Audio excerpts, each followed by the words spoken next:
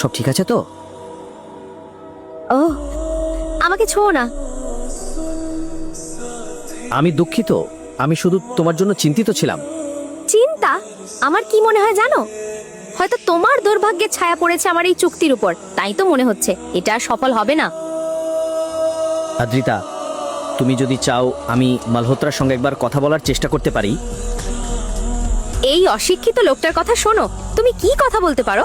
এত বড় ব্যবসার চুক্তি সম্পর্কে কি জানো তুমি? এমন ভাবে কথা বলছো যেন অনেক কিছু জানো। আদ্রিতা, আমি কি 1 মিনিট ওয়াশরুমে যেতে পারি? যাও তাড়াতাড়ি। ধন্যবাদ। আপনাদের যে নাটকটা বেশি বেশি ভালো লাগবে আমাকে কমেন্টস করতে ভুলবেন না।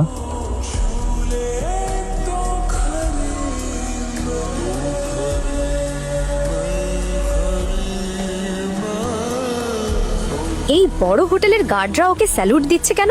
ওরা পাগল নাকি? নীল তাড়াতাড়ি ফিরে এলো আর গাড়ি চালাতে শুরু করলো। ঠিক তখনই অদ্রিতার ফোনে একটা মেসেজ এলো।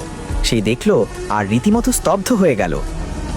ও মাই গড, মালহোত্রা ডিলটা মেনে নিয়েছে। অভিনন্দন আদ্রিতা, আমি তো এই নাটকের পর্বটি দেখতে অবশ্যই আমাকে ফলো দিয়ে আমার সাথে থাকবেন।